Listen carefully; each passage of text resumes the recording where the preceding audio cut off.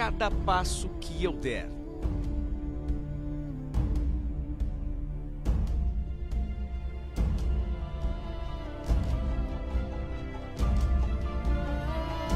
A tua mão me guiará.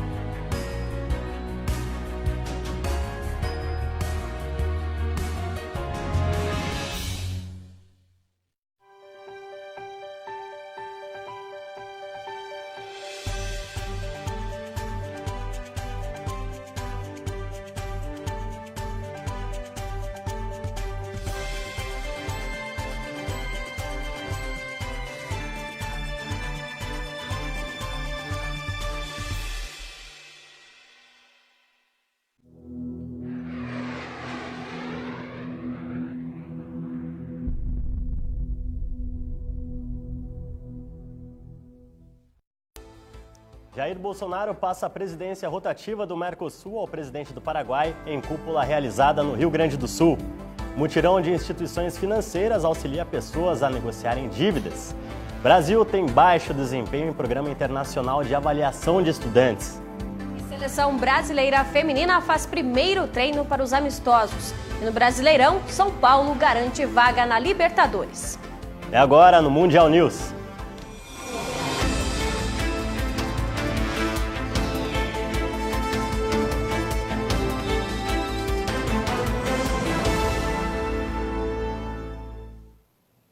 Olá, uma ótima noite para você. Líderes do Mercosul, bloco formado por Brasil, Argentina, Uruguai e Paraguai, se reuniram nesta quinta-feira em Bento Gonçalves, no Rio Grande do Sul, onde desde ontem é realizada a 55ª cúpula do grupo. Hoje, o presidente Jair Bolsonaro passou a presidência rotativa do Mercosul para o presidente do Paraguai, Mário Abdo Benítez. Também participaram do evento o presidente da Argentina, Maurício Macri, e representantes da Colômbia, Equador, Peru e Suriname.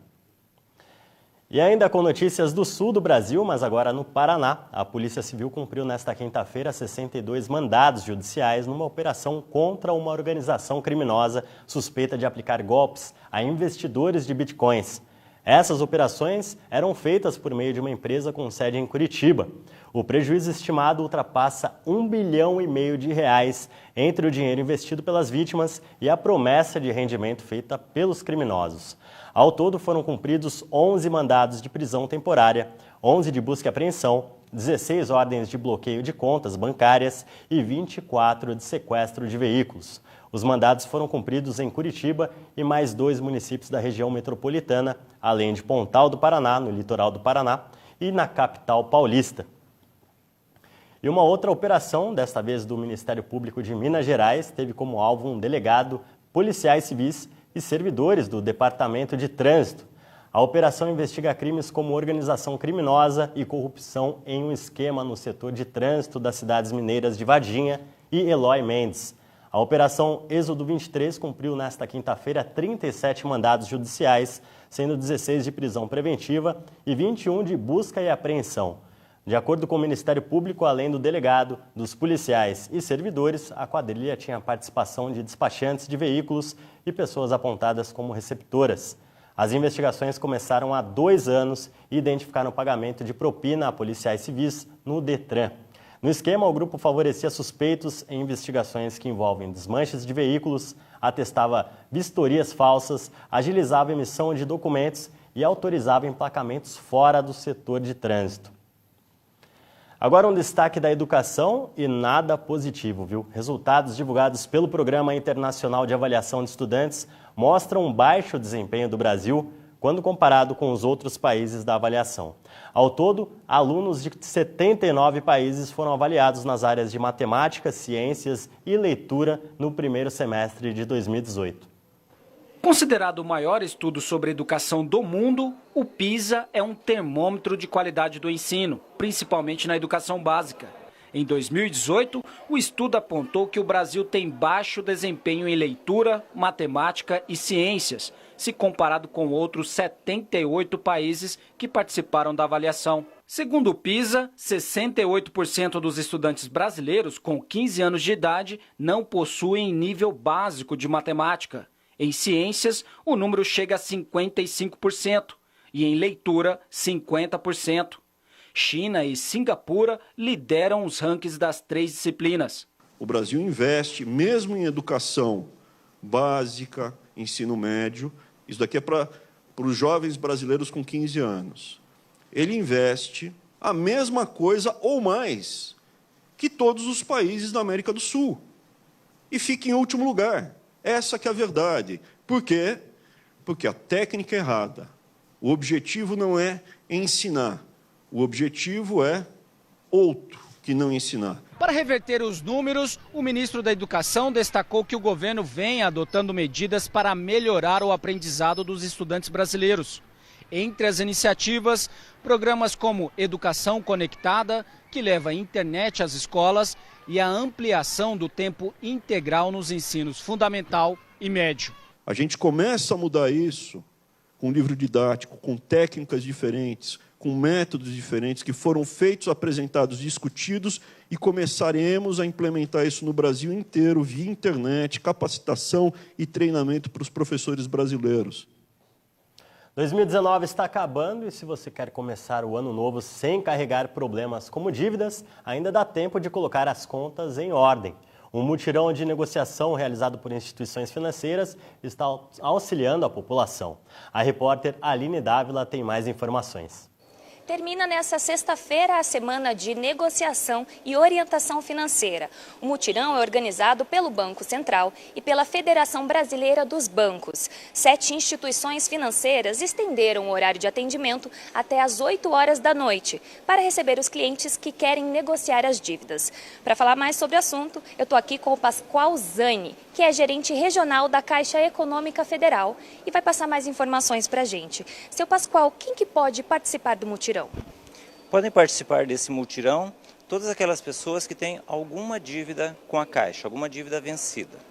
Para ter uma ideia, em Curitiba e região metropolitana, nós temos aí como beneficiar com essas medidas cerca de 3 mil empresas que têm débitos com a Caixa, cerca de 32 mil pessoas, são pessoas do nicho pessoa física, e também 8 mil famílias do nicho de habitação na casa própria.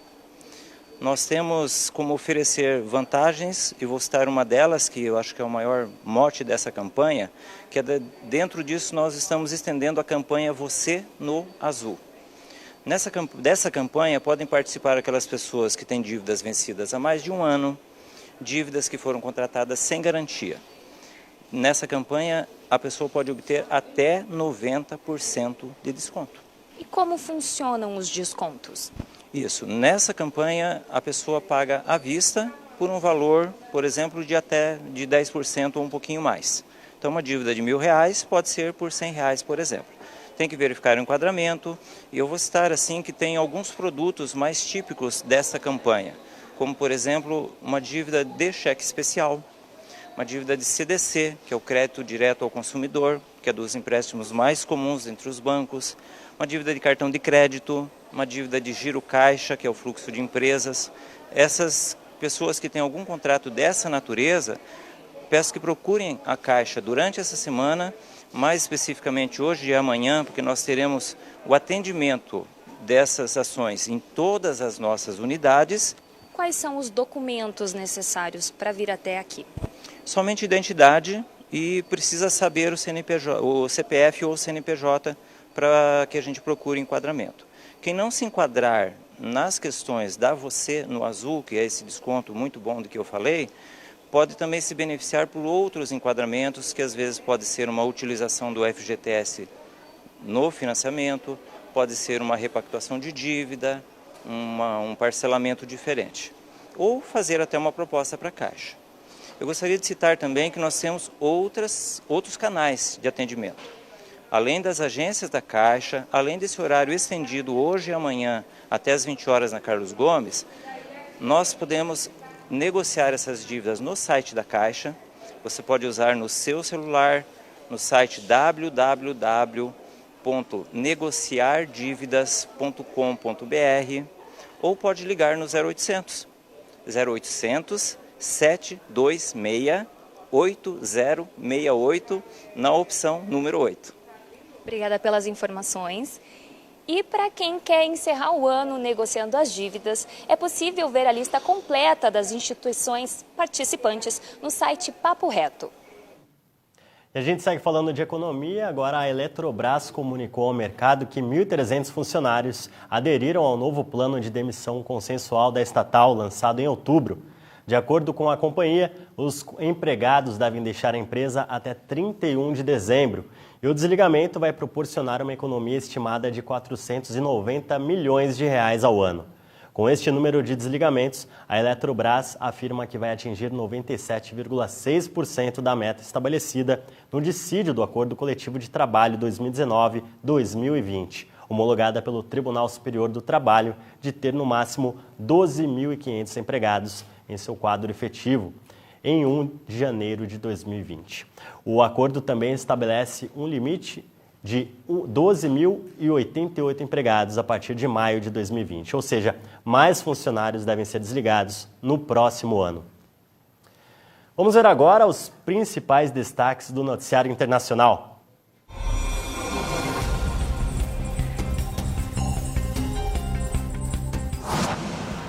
Começamos o Giro Mundial desta quinta-feira com notícias da Polônia. O desabamento de um prédio de 3 andares provocado por uma explosão de gás matou 8 pessoas em um resort de esqui no país. Cerca de 200 pessoas, incluindo bombeiros e policiais, participaram do resgate. Foi encontrado corpos de 4 crianças e 4 adultos sob os escombros. Uma empresa local de gás informou que a explosão provavelmente foi causada por um buraco na instalação. Na França, mais de 450 mil pessoas em mais de 50 cidades participam da greve geral contra o projeto de reforma da Previdência defendido pelo presidente Emmanuel Macron. A indignação popular se deve pela promessa do regente de eliminar os 42 regimes especiais que existem e concedem privilégios a determinadas categorias profissionais. O governo pretende estabelecer um sistema único no qual todos os trabalhadores devem ter os mesmos direitos quando assinarem a aposentadoria. Depois de décadas de planejamento e anos de resistência dos moradores, o governo turco deve começar a inundar a cidade de Hasankeyf para torná-lo uma grande represa. O projeto tem o objetivo de ajustar a desigualdade no sudeste do país e reduzir a dependência de importações de energia.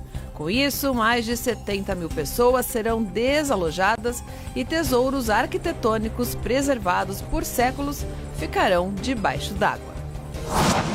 A Alemanha anunciou a expulsão de 2 diplomatas russos após promotores terem afirmado que há indícios de envolvimento de Moscou no assassinato de um ex-combatente da Chechênia em um parque em Berlim. Os nomes e os cargos dos diplomatas não foram divulgados e o Ministério do Exterior russo prometeu medidas de retaliação à decisão de Berlim. E fechando o Giro Mundial, a presidente da Câmara de Deputados estadunidense, Nancy Pelosi, afirmou que a Casa Branca já começou a redigir o texto de impeachment do atual presidente Donald Trump. Ainda antes do Natal, o chefe de Estado deve ser acusado de crimes graves e condutas impróprias.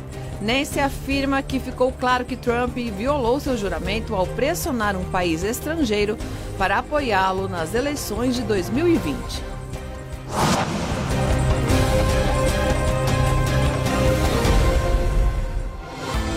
Mundial News vai para um rápido intervalo e na volta tem uma reportagem especial sobre o Dia Internacional do Voluntariado e tem ainda a previsão do tempo para esta sexta-feira. A gente já volta.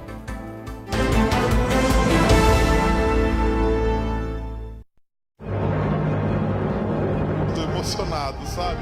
Vamos aos indicados. Glória a Deus, dou toda a glória, devolvo toda a honra a Jesus. Eu sou a fã. Fico muito feliz de um trabalho como Me Refez. Esse é o cantor do ano?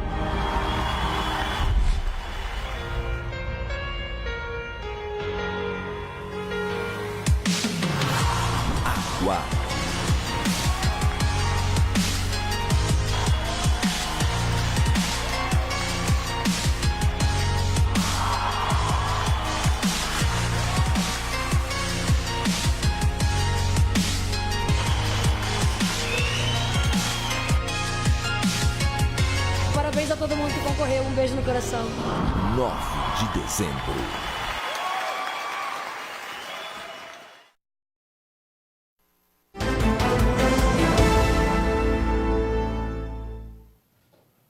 Olha só essa história que aconteceu em Bonito, cidade turística do Mato Grosso do Sul. O que era para ser um passeio de aventura ficou ainda mais radical. Um casal que descia um rio de boia cross flagrou uma sucuri de aproximadamente 7 metros de comprimento. O vídeo que circula na internet mostra o animal no fundo das águas cristalinas do Rio Formoso, enquanto o casal e 2 monitores passam de boia por cima da água. Esse flagrante foi feito no último dia 18 e, de acordo com um dos monitores, o grupo teve muita sorte de ver aquela sucuri daquele tamanho nadando no rio. No local é comum encontrar sucuris de pequeno porte, mas do tamanho que foi flagrado pelo casal é raro. Eu não sei muito bem se isso aí, se essa sorte eu gostaria de ter não, viu? Bom, sorte mesmo, teve um acertador da aposta que levou sozinha o prêmio de mais de 51 milhões de reais no concurso 213 da Mega Sena realizado na noite dessa quarta-feira em São Paulo. As dezenas sorteadas foram 5, 7, 10, 32, 46 e 60. A Quina teve 96 apostas ganhadoras e cada um vai levar quase 40 mil reais. Vamos agora ver como deve ficar o tempo nesta sexta-feira em todo o país?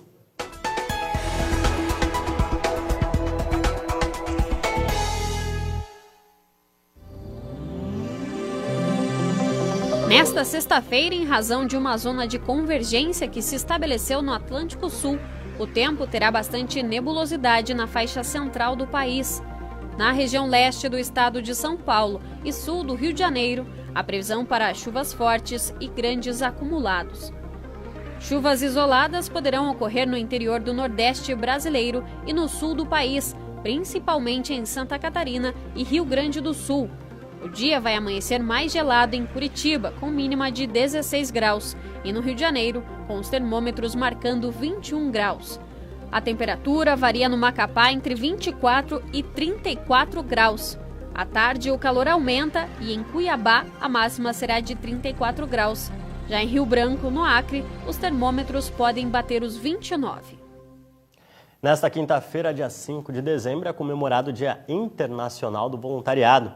A data traz à tona o que gestos simples e que demandam muitas vezes apenas o tempo das pessoas podem fazer com quem se doa para o próximo. Fazer o bem sem esperar nada em troca. É isso que motiva a Letícia, que é advogada e voluntária em um hospital pediátrico em Curitiba, no Paraná. Toda semana ela vem até o local para doar seu tempo e dedicação. Eu senti uma necessidade de ajudar o próximo, uma solidariedade mesmo. Achei que eu precisava dar uma evoluída, um outro patamar e ajudar o próximo de uma maneira bem interessante. Eu gosto muito. É uma ajuda, tipo, você doa sem esperar nada em troca, mas às vezes só um sorriso já é muito legal, eu adoro. Eu amo criança, então foi uma maneira que eu escolhi. A Letícia faz parte de um quadro de mais de 1.000 voluntários do hospital. São pessoas que contribuem diariamente para o atendimento e bem-estar de crianças, adolescentes e familiares que passam por aqui. O Dia Internacional do Voluntário foi criado pela ONU em 1985. A ideia é estimular o trabalho voluntário de milhões de pessoas pelo mundo e também valorizar quem se dedica tanto para ajudar o próximo. O trabalho voluntário tem uma característica especial. Ele traz benefícios para quem ajuda e para quem recebe apoio. É uma maneira de aprender em diferentes ambientes e oferecer a própria experiência para construir relações de amizade. O trabalho voluntário, se ele é bem feito e de uma forma que é muito tranquilizadora para ambos os lados, onde vai ser feito para quem dá, ele agrega muito a experiência de cada um. Então, assim, na sequência de um trabalho voluntário, você acaba mudando valores, princípios que você tem, você acaba refletindo muito sobre sua vida, vendo o que é importante de fato na vida e você passa a viver muito melhor. De acordo com o IBGE, só no ano passado o trabalho voluntário foi praticado por mais de 7 milhões de pessoas no Brasil. Os relatos dos voluntários mostram os benefícios de contribuir com instituições que abrem as portas para quem quer ajudar. A gente geralmente se sente muito bem, porque a gente começa para fazer o bem para os outros. e termina vendo que o bem é muito melhor para nós. Para comemorar o Dia Internacional do Voluntário, nós mostramos a alegria de pessoas que enxergam nesta prática uma oportunidade para receber e espalhar solidariedade. Eu me sinto o máximo. Me sinto o máximo. Mundial News vai para mais um rápido intervalo e na volta tem as informações do esporte, com destaque para a seleção brasileira feminina e também para a abertura da penúltima rodada do Campeonato Brasileiro. A gente já volta. Estamos convocando a massa, convocando o povo de Deus ao Brasil, o livro Aos Pés de Jesus. Queria apresentar a importância deste livro. É um livro pequeno, né? De leitura fácil. O ideal seria você ler todos os dias esse livro. Então você leia todos os dias, pequeno e gigante ao mesmo tempo, pelos ensinamentos. E você pode comprar esse livro por esse valor de R$10, tá bom? Então é isso. Quem quiser adquirir, porque muita gente vai querer e tem realmente mudado a vida das pessoas. Você vai ler e vai falar, agora eu sei por que Deus ouviu, Deus deu a vitória. Aos pés de Jesus.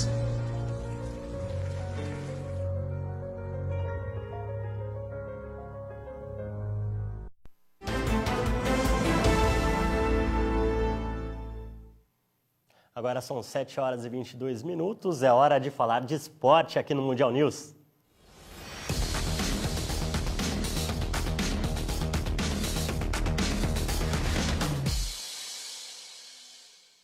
Marina Protasiewicz chega falando da seleção brasileira feminina. Conta pra gente então como estão os preparativos. Marina, boa noite.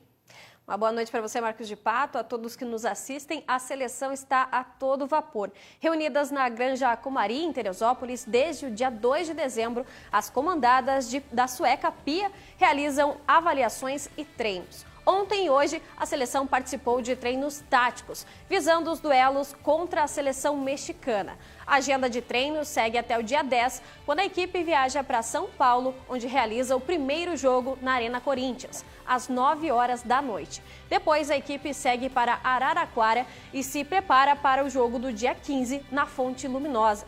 Depois de ficar 5 meses afastada por conta de uma lesão na coxa, Cristiane está de volta e pela primeira vez sob o comando de Pia Sundhage. Com uma treinadora nova, com muita coisa bacana para passar para gente, coisas novas, essa troca de ideias eu acho que vai ajudar muito. Então acho que eu quero procurar dar o meu melhor possível aqui dentro, ajudar as meninas com a experiência que eu adquiri conforme os anos e querer estar dentro, vou brigar para estar dentro, né? Então acho que isso é o mais importante, está tendo uma competição muito saudável, ela está dando oportunidade para todas poderem aparecer e eu acho que é importante porque tira o peso das mesmas atletas e faz com que as outras se sintam responsáveis também dentro da partida, podendo dar o melhor. Desejamos sorte a Cristiane e também à seleção brasileira feminina. E agora falando de Campeonato Brasileiro, ontem teve o início da penúltima rodada do campeonato e o Furacão recebeu o Peixe em casa. Veja como foi. Na Arena da Baixada, o Atlético Paranaense recebeu o Santos. O único gol da partida saiu neste peixinho de Marco Ruben. Com a vitória por 1-0, o Furacão subiu uma posição e dormiu no G4. Sob o comando de seu interino, a equipe está a 12 jogos sem perder. Sobre o futuro comandante rubro-negro, o gerente de futebol Paulo André não garantiu uma definição. Nomes como o de Rogério Ceni e de alguns técnicos argentinos e uruguaios chegaram a ser ventilados pela imprensa. Com relação a treinador, a gente continua na nossa busca, né? São posições extremamente estratégicas, é o cargo de liderança técnica mais importante do clube. E a gente vem tratando disso internamente, junto com a presidência, junto com o Petralha. Essas questões ele sempre conduz pessoalmente, então brevemente vocês terão novidades, assim espero. Em Minas Gerais, os donos da casa buscavam uma vaga na Sul-Americana e conseguiram. Vejam os gols. Em Belo Horizonte, o Galo venceu o Botafogo no Mineirão. Aos 40 minutos, Jair fuzilou o Gatito. Na segunda etapa, foi a vez de Luan marcar. Fim de jogo, Atlético Mineiro 2, Botafogo 0. Sobre o resultado, Wagner Mancini diz que o Galo renasceu. Hoje a gente pode falar, porque já se passaram 10, 11, 12 jogos, né? E aquilo tudo que vinha sendo falado, que parecia discurso furado, hoje, infelizmente, a gente está vendo. Não foi fácil assumir o Atlético numa situação onde você tinha que recuperar o bom futebol, recuperar a autoestima dos atletas, uma equipe que vinha, e eu volto a dizer isso, de 11 jogos com 9 derrotas, então você assume num momento onde você tem que recuperar o bom futebol, a parte técnica do jogador, a autoestima, o bom ambiente. Então tem uma série de coisas que estão envolvidas que, se eu falasse antes, sairia ou soaria desculpa. Então hoje a gente pode falar, felizmente o Atlético hoje vive talvez o melhor momento desde que eu cheguei, né? Então é importante para que todos entendam que é um trabalho que vem sendo feito, nada é feito aleatoriamente, né? Tudo aquilo que é mostrado dentro do treinamento a gente tenta fazer no jogo, né? Então, felizmente, hoje a gente teve mais uma vitória muito convincente de um time que tem o DNA e a cara que eu sempre quis. Já no Castelão, o Rosão precisava da vitória para se afastar de vez, aliás, a chance de rebaixamento. Mas deu timão. Na Arena Castelão, o Ceará recebeu o Corinthians. Gustavo fez o gol da vitória do Timão. Fim de jogo, Ceará 0, Corinthians 1. Feliz demais pelo gol, de como foi ainda. Parabéns a toda a equipe por tudo que correu, por tudo que se dedicou. E graças a Deus conseguimos nosso objetivo, que é estar na Libertadores. Nos jogos dos rebaixados, a Chape se despediu com olhada dos torcedores. Em Chapecó, na Arena Condá, a Chapecoense bateu o CSA por 3-0. Com apenas 1 minuto de partida, Gustavo Campanharo fez o primeiro. Aos 13, Arthur Gomes marcou mais um, Chape 2-0. Para finalizar, Maurício Ramos de cabeça fechou a conta. Final, Chapecoense 3, CSA 0. Apesar da vitória, a Chape já está rebaixada. Já na partida entre Fluminense e Fortaleza, nada de gols. E o técnico Rogério Ceni falou sobre esse empate que acabou frustrando os planos de brigar por uma vaga na pré-Libertadores. É difícil porque você quer. Eu gostaria de poder estar com 52 pontos e ter a mínima chance de jogar no Castelão com uma chance numa pré-Libertadores, né? Então a gente se frustra um pouco com relação a isso, mas também a gente tem que ver o outro lado. Fortaleza fazer 50 pontos na Série A, ter uma arrancada como teve no segundo turno, também a gente tem que valorizar esses atletas. E no futebol é assim, é muito difícil você manter poder de concentração. Quando você atinge objetivos, que para muitos era impossível, você consegue atingir um objetivo e às vezes você perde um pouco de concentração. Acho que foi o caso do primeiro tempo do jogo de hoje. Infelizmente abaixo, muito abaixo do normal que a gente joga. Brigando por uma vaga direta na Libertadores, o tricolor paulista e o Colorado se enfrentaram em São Paulo. Veja quem levou a melhor. Tentando cravar uma vaga direta na Libertadores, o São Paulo recebeu o Internacional. Antony aproveitou a bobeira de Vitor Cuesta e abriu o placar para o tricolor. Na segunda etapa, Vitor Bueno, com categoria, fez o segundo do São Paulo. Para descontar, Guerreiro mandou para o gol e no rebote, Guilherme Parede fuzilou a rede. Placar final, São Paulo 2, Internacional 1. Com a vitória, o São Paulo ficou com a vaga direta da Libertadores da América. E com estes resultados, as equipes paulistas conquistaram um feito inédito. Esta será a primeira vez que Santos, Palmeiras, Corinthians e São Paulo vão disputar juntos a Copa Libertadores da América. O Brasil terá 8 representantes na Libertadores de 2020. Além dos 4 paulistas, estão garantidos o Flamengo, campeão brasileiro e da Libertadores, o Atlético Paranaense, campeão da Copa do Brasil e 4º colocado no Brasileirão atualmente, e o Grêmio, 5º colocado no Brasileirão. A última vaga está sendo disputada entre Internacional e Goiás. E o time esmeraldino ainda não jogou nesta rodada. E por falar nela, a 37ª rodada do Brasileiro segue ainda hoje com mais 4 partidas. Veja quem joga. Às 7h15 tem Palmeiras e Goiás no Brinco de Ouro da Princesa. No primeiro jogo, após a saída de Mano Menezes, o interino Andrei Lopes não terá Vitor Hugo, Gustavo Scarpa e Johan, que passaram por procedimentos cirúrgicos. O Goiás, ainda com chance remota de disputar a Libertadores, jogará sem Michel, suspenso. No mesmo horário, Grêmio e Cruzeiro se enfrentam na Arena em Porto Alegre. Já garantido na fase de grupos da Libertadores, o tricolor terá à disposição Matheus Henriques e Diego Tardelli, que voltam de suspensão. Aliviada com a derrota de ontem do Ceará, a Raposa deve ter Fred no ataque e Dodô na lateral esquerda.